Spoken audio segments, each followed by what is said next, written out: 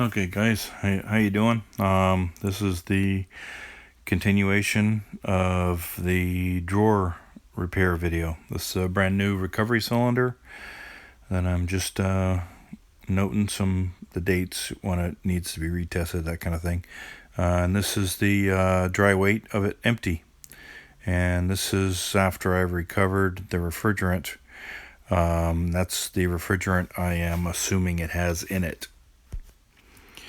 Okay, this is just me noting what kind of screws came out of what locations and what kind of screws they were in different areas of while I'm taking it apart. So you'll notice that there's all kinds of different screws going in different locations. There's thumb screws, Phillips screws, 1/4 inch, there's 5/16 screws, all doing different things in different locations. So I'm just noting when I take it apart what's what, so I can put it back together if I forget what screw went where, to make it a little easier on me doing a reinstall. And now we have, this is the temperature control. When I moved it out of the way, the temperature control just died on me. So. Okay guys, it's the unit, and this looks like maybe the culprit. Yeah, that's it right there, buddy. That's it. Yeah. I'm gonna have to replace that butt connector. Looks like we got some other places that were rubbing too. So all kinds of fun. Have to check out these wires a bit. There it is up there. There we go. There's a coil expansion valve. Be looking gnarly. Can't even tell what refrigerant that is anymore. I think this should be replaced, but I'm not gonna, because he only wants like 3 years this place gets torn down. So if it blows in a few years or whatever, we'll do it then. But, coil don't look terrible. It doesn't. Anyways, we just that ain't the coil. Doesn't even look bad at all. Probably a newer coil. The coil doesn't look that old. Anyways, just fix this thing up here, weld it up. I already recovered all the refrigerant out. So, there it is. Let's see what we got.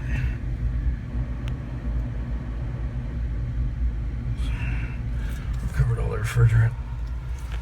Tip of the day, guys. Check this thing out. It has a plug on the end of it. For, I don't know if the light's not on. I gotta turn the light on, or maybe I don't. I don't know. Anyways.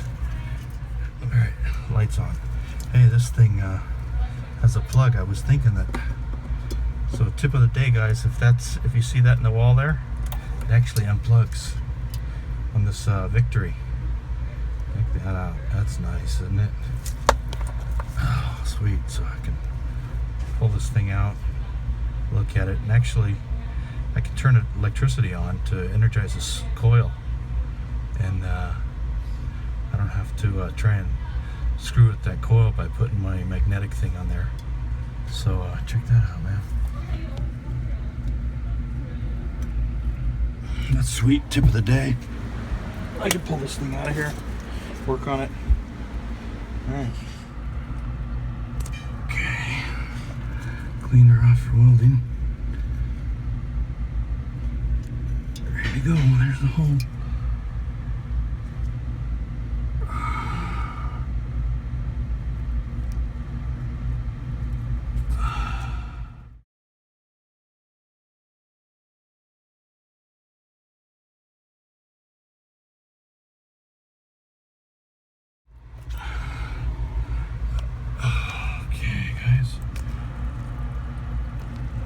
All welded up. Here we go.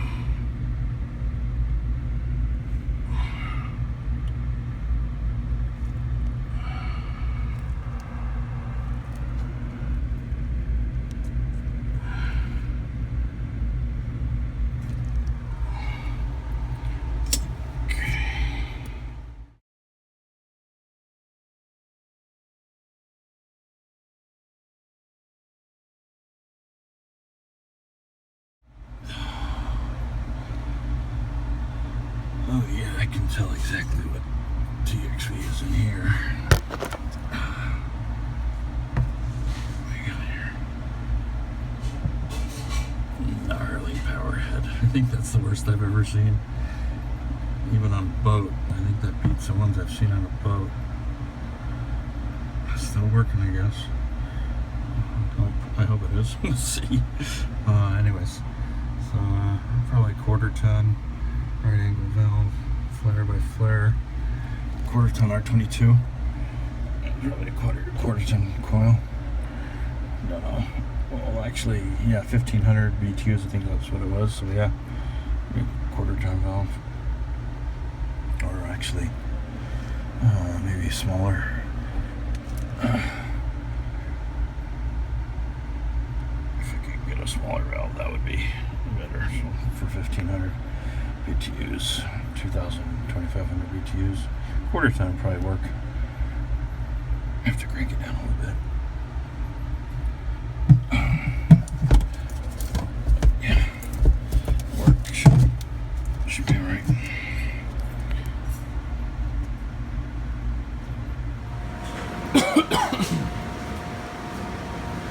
Okay, units out. Just clean it up a little bit. Found the bad butt connector. That one right there. I believe that's it. That sure looks like it.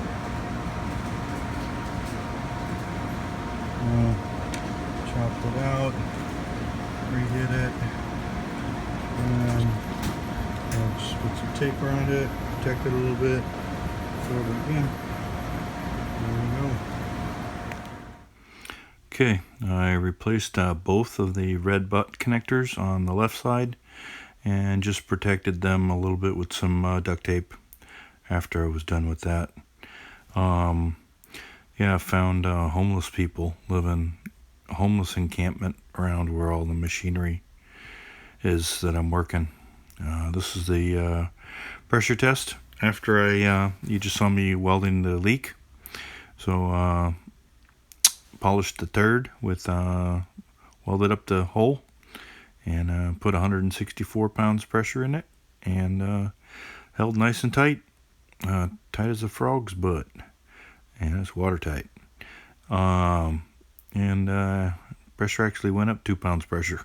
So actually, so I think I did it for 15 minutes, so it was pretty tight. Okay. And I think that's it.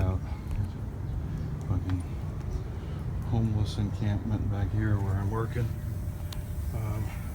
You guys will recognize this from my other video. Anyways, there's the unit, and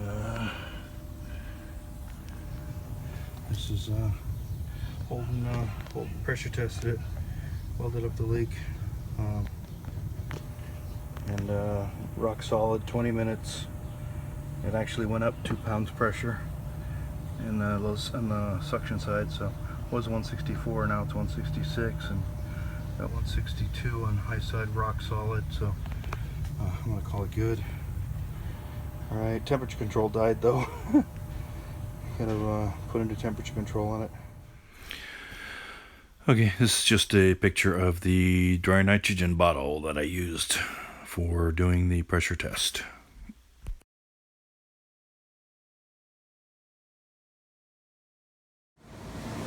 Okay, this blade is CCW. It turns this way, turns left, blows the air down, and it's 6 inch. It's 4 blades, push on, and it's almost 6 inch, like 5 inch. Yeah. So the whole, yeah, just shy of 6 inch, I think, the blade. The hole is like 6 1/4 or something. So, and this one is, I gotta check the rotation. This one's going the other way. They're both pushing in. Let's see this. Anyways, so this one's going this way, and this one's going this way.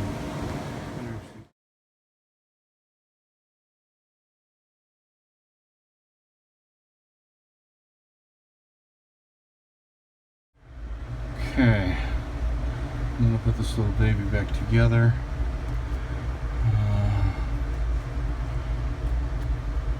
I know it ain't perfect, but I got a temperature control failed, so I had to put a digital probe into the coil.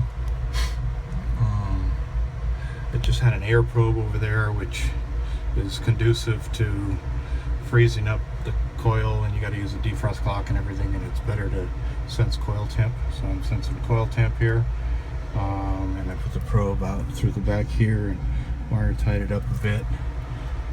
So, and you guys saw I welded here, and let's see, the TXV, it seems to be feeding through right now, so I just put nitrogen in and pressure tested everything and held rock solid. So I'm gonna call it okay for this old dog that just needs to last a few years. All right, so that's it. Just did this, so I'm gonna put this back together, and so tomorrow I just have to evacuate and put refrigerant in it. Oh, I just saw that. That's not pretty. It's not cool.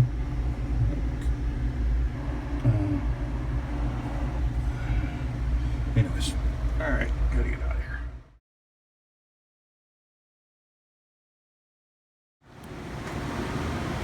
Hey guys, I cleaned up the cover too, man. It was kind of nasty. So, sanitized it out a bit. So I'm ready to put the cover back on, hopefully. Oh, got my thing ready. Got the fan stuff all in there. I didn't have to turn it on. Let me make sure nothing hits or anything before I put it on. Hey guys, oh man, look at that little, look at the little cut. Oh, there it is in the TXV capillary thing. That was getting cut by the cover, I'm sure. I bent the cover away too, so it's not hitting the power head anymore. So just tighten it up a little bit, hopefully. Okay, that's there.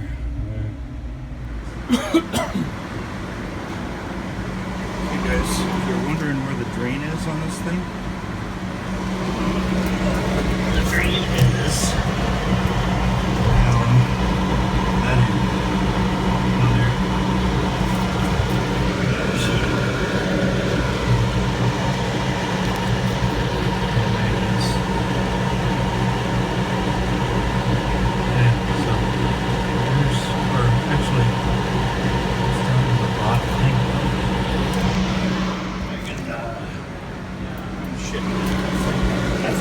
Died, but it's actually, let's see, it's actually, let's see if I can get it to focus. I'm going to flip it upside down and see if it'll,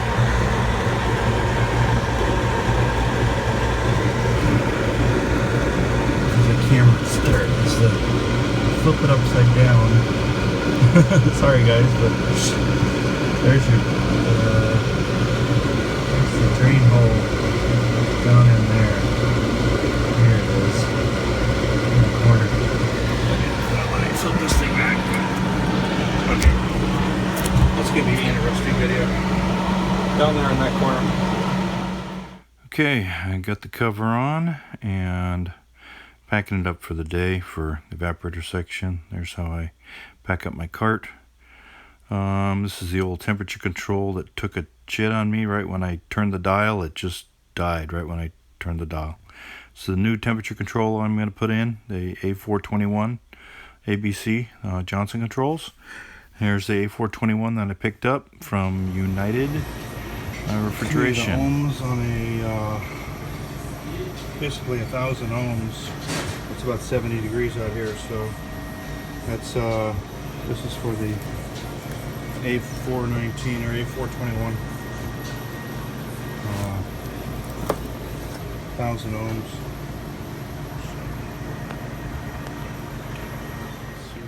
Okay, and this is the ohms for a different kind of sensor that goes on a Renko ETC. So this one at room temperature, which is just an empty box that's not on in here, should be about the same temperature. Its temperature, its ohms is 35,000 ohms. So huge difference. Can't use the sensor to change it. Okay, have to remove the Renko sensor that I put in yesterday and put in the A421 sensor since ohms are different. So putting in the sensor right here, as you see, I put it in there, put the cover back on, redid that, fished it out through the hole. Since I already did it once, took but a few minutes to do it again, and with the different sensor. Okay, wiring in a A421, and in this is this job. So redid electrical a little bit. Got it cleaned up a little bit. I'm trying to get the. Can't see squat in this hole, but anyways. So that's this hole. And got a gin rail. And put it on here. So she's all pretty stand up. Sure. Got my hot and my neutral, my 120 volt blacks, your hot on the 120 volt AC input, neutral LN for line neutral, so that's your power in, and your output, the normally open, actually I'm in the wrong holes, oops, common, I should be in the common, and normally open set of contacts. So, oops, got to change that.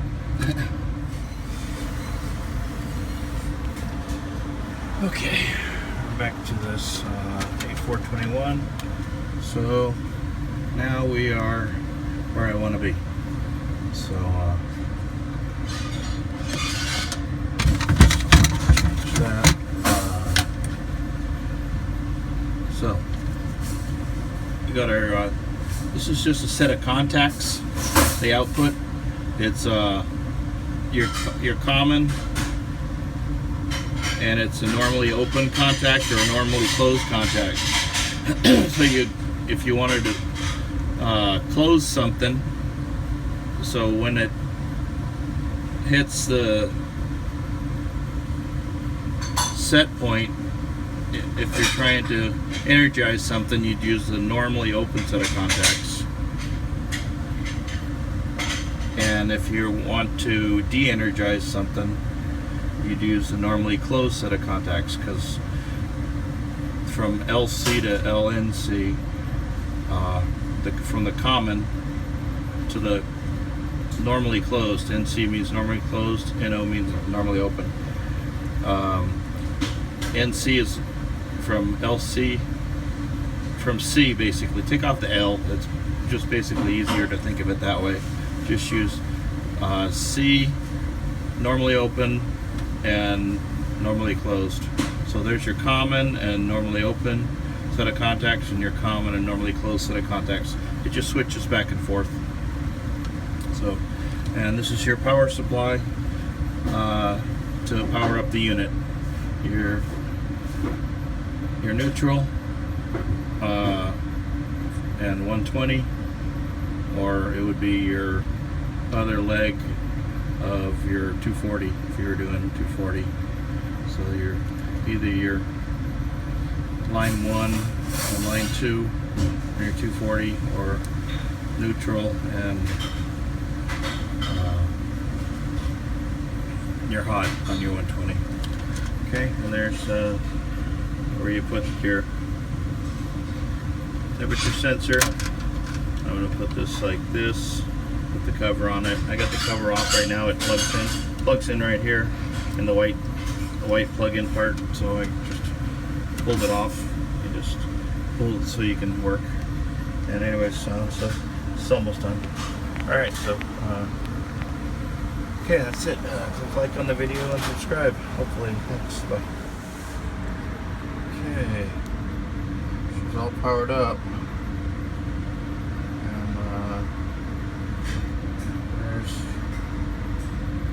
There's the display temp. That's the temperature inside the drawers right now because it's been off for a couple of days. So it's probably accurate.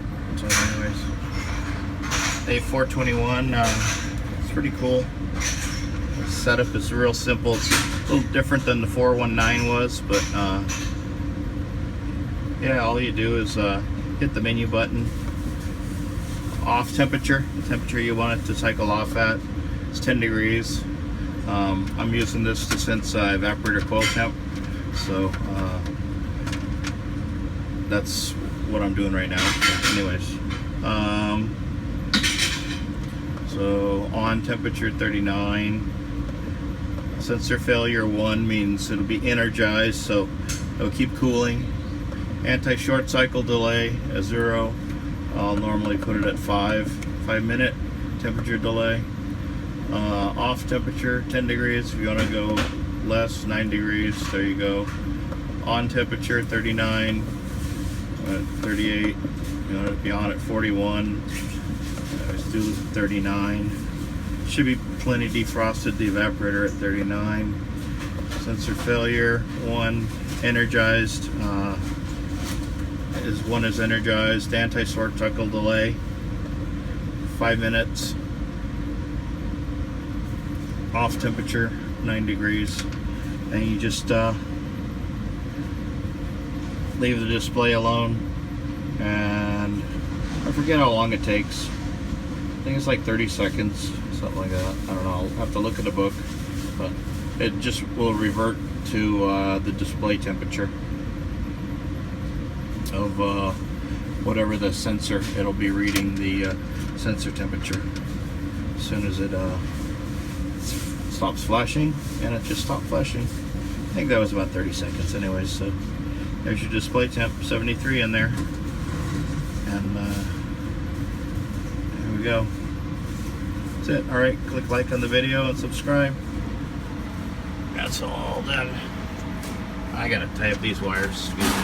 But anyways, pretty much done. And put a cover on that. Okay. There we go. That's the sensor wire tidied up right there. That's pretty nice. Just gotta get the cover plate out of my truck. So this is the drawers. What's kind of cool about this display? Look at this. Does that look sweet or what? So you're coming down. Can't even hardly tell it. It's got a control. But when you get to the control, it's all lit up, which is pretty cool. So, kind of cool. So,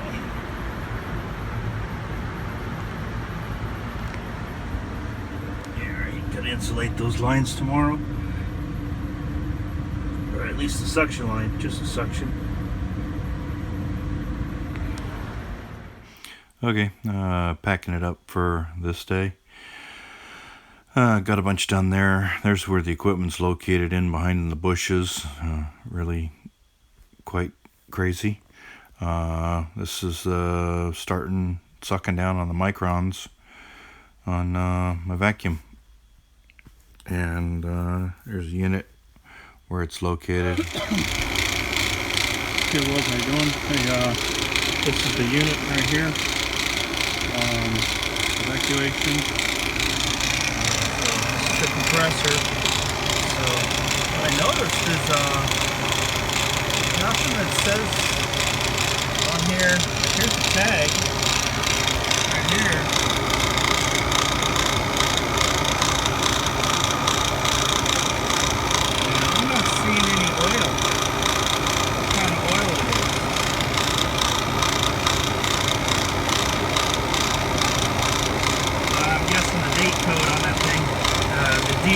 D2215 is probably Jennifer remarked April 22nd of 2015.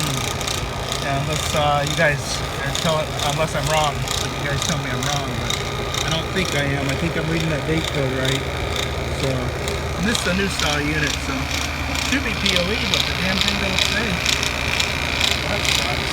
Anyways, and the tag here does not say either. I'm guessing you have to scan that little barcode reader thingy. I'll probably tell you. Or I could just Google the. That sucks. They don't put the oil on the tag out here. You know. Anyways, so evacuation right now. Let's see, just to put it on. Let's see what we're getting. Hang on a second, guys.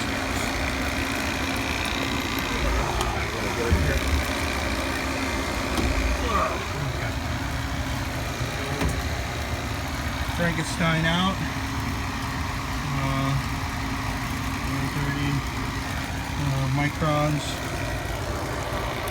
Shit. I gotta go look at our solenoid inside. I'm gonna pull from both sides of the system. Already down to 600 microns. Nice. Sweet. So I'm gonna go energize the solenoid.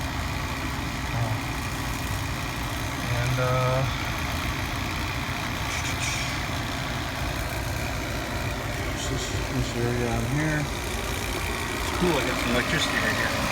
Well, for the condensing unit, but you guys can read that.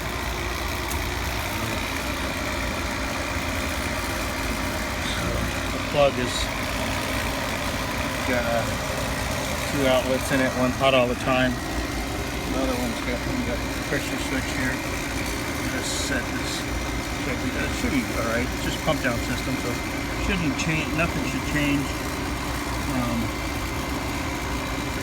with the pump down. And it's not focusing. Focus.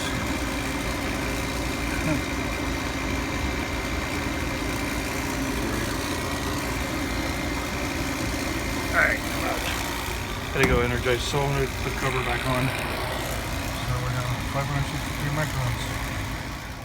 Okay, put a little electrical tape on the cover just in case wire nuts are touching. Okay,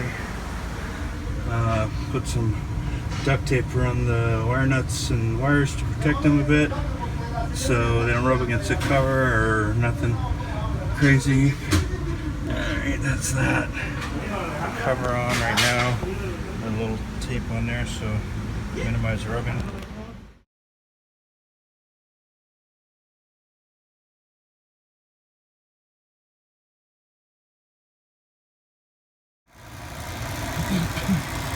Hey guys,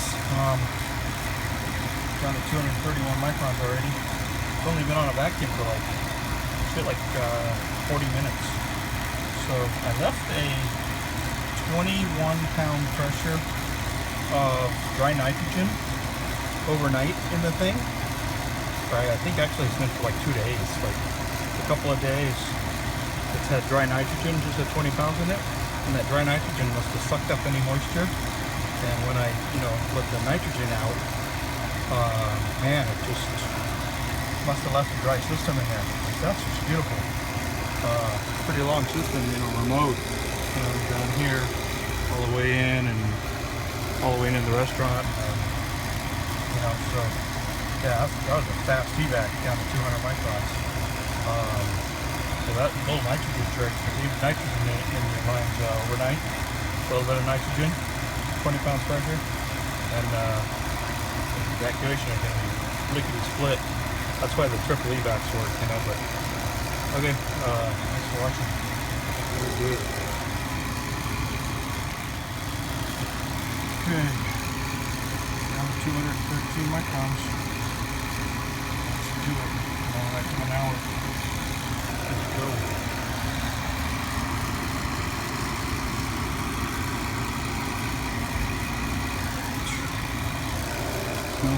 fucking urinal in here.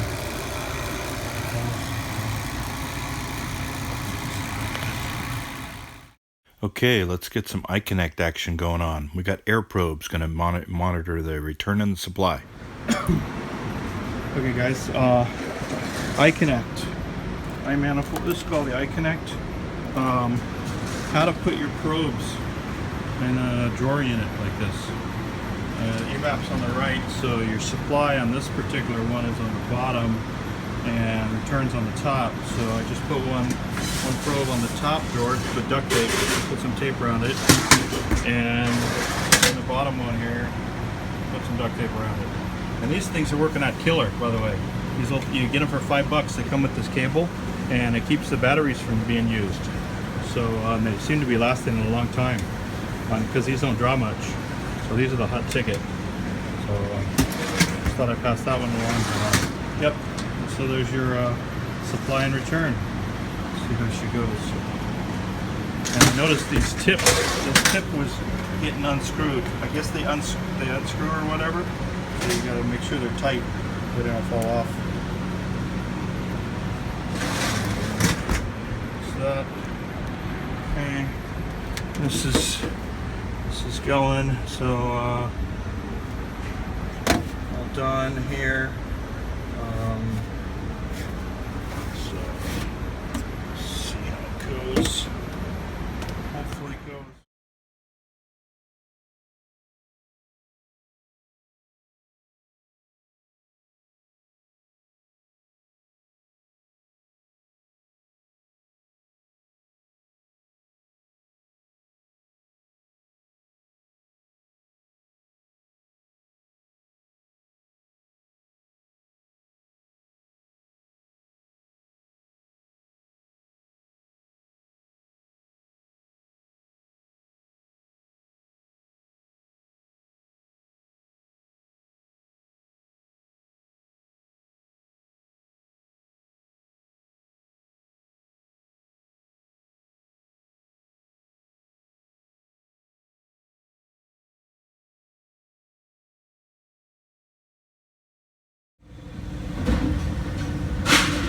Uh, 27-degree evap.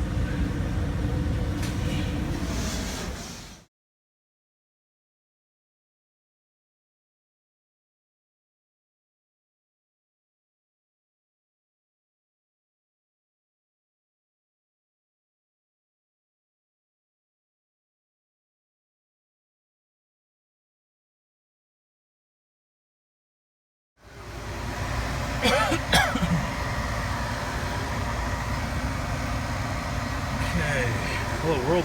Hey, I got the unit all started up.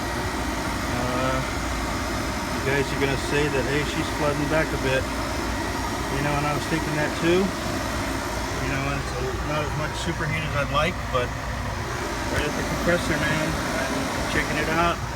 Got 422B in here. I got almost 14 degrees of superheat, so I'm not flooding back.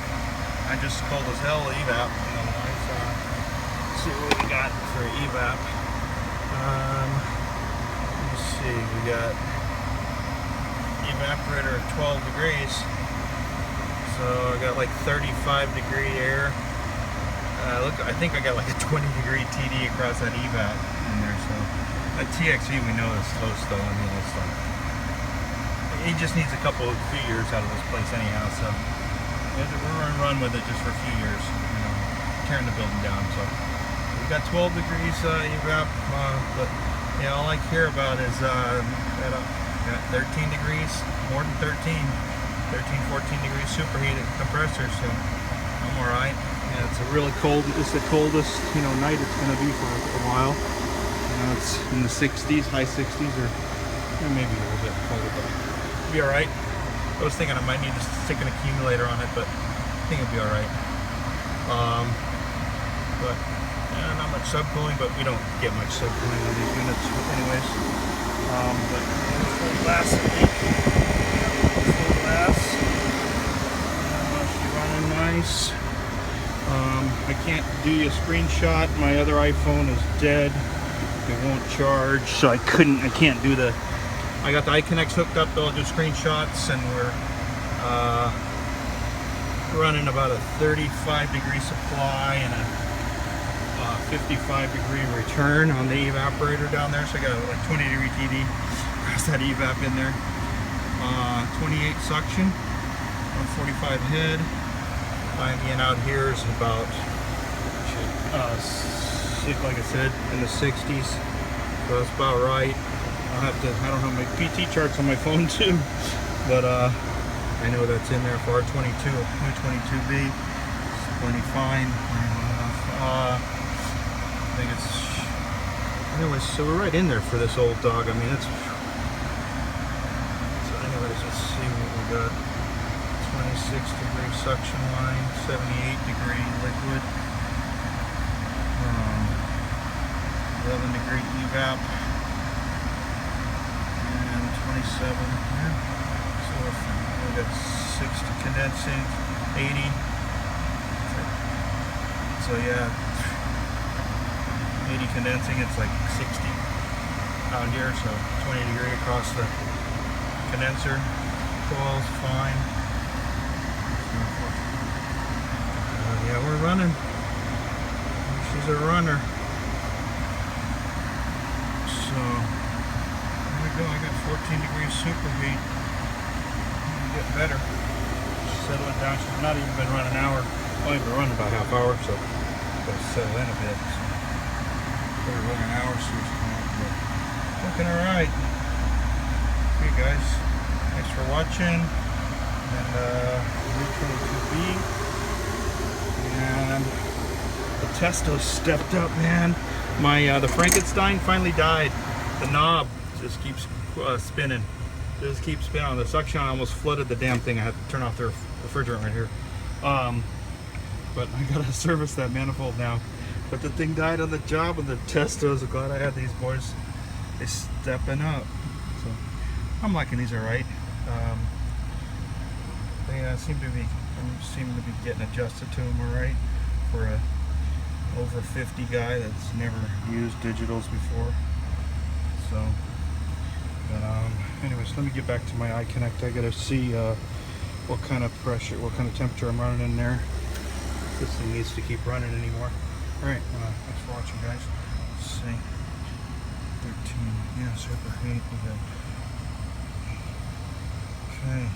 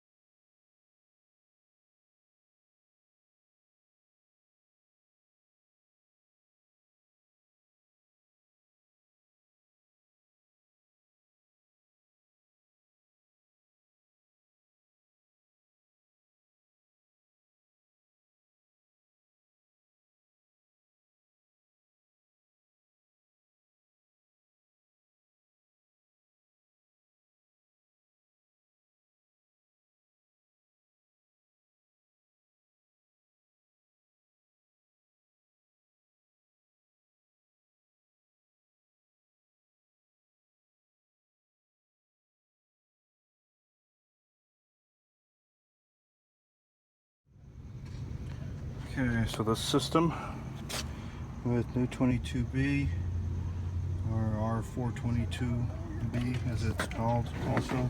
System, the jug was 14 pounds. Hope you can read that. 14 pounds, 14 ounces when I started. Now it's 10 pounds, 12 ounces. So total system charge, 4 pounds, 2 ounces. Okay. Thanks for watching.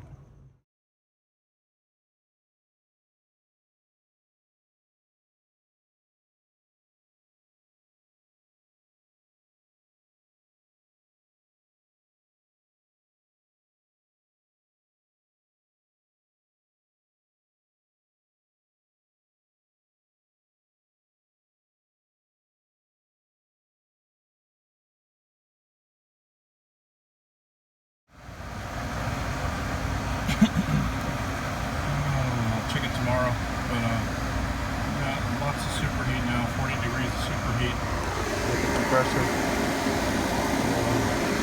Ice has all gone away. Got 35 degree box now. Things are settling down. So I'll add a little refrigerant probably. The sight glass is pretty full. Yeah,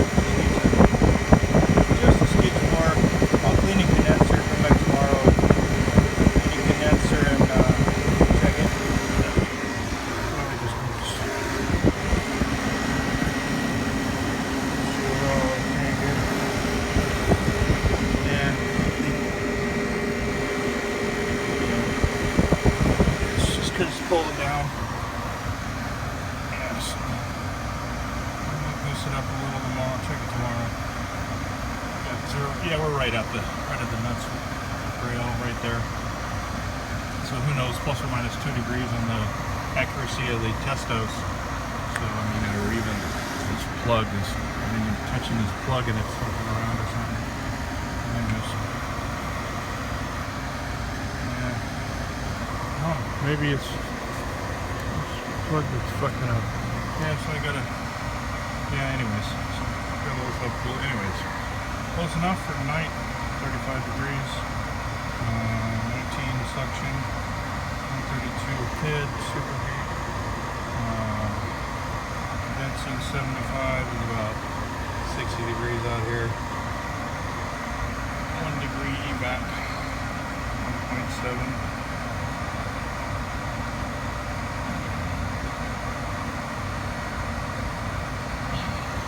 My actual evap temp inside is 5. So I don't know about the accuracy of these gauges, or who knows. Accuracy of everything we're dealing with, you know. All I know is it works. That's all that matters. Close enough for government work. Alright. Click like on the video and subscribe. Take care. Thanks. Bye. This is just some bonus footage. Picture of the compressor tag. Still wondering why they don't have oil, the kind of oil on the tag of what's in that compressor. And it's just the final, I think it was the final pressure, the final temperature, 20 degree basically, and 33 return, 20 degree supply, or 18, something like that. Anyways, 18 degree supply I think it was, and a 33 return. So that's a 33 degree box. There's the AE4450 in a chart right here, so you can see at a plus 20 suction that it'll do like 3,170 BTUs or something like that. I can't see through this thing on my iPhone that I'm editing with, but you got lots of compressor there. It's only 1,500 BTU evap, and this is just some like I said, bonus footage, pictures of the hole after I sanded it up, cleaned it up, close-up pictures of the wire when it rubbed, how perfectly that half moon shape of the tube rubbed and shorted perfectly. It's pretty rad. Temperature control, I've never had one where when I turned the control, the thing just disintegrated basically just in my hands. This is just what the drawers look like when you pull them out. This is what the electrical looked like before I put the digital on there. That was, the analog was held on to the top of that box with one screw. One screw, man, holding everything together. So it was pretty bad, pretty gnarly, and it wasn't even straight. It was totally at an angle and everything. And yeah, this is the electrical after I'm all done with it. Took quite a bit of work to clean it up that nice. Well, anyways, thanks for watching, guys, and take care, and have a good weekend. Have a good Father's Day too. All right, thanks for watching, guys. Click like on the video if you could, and subscribe. Take her easy. Bye.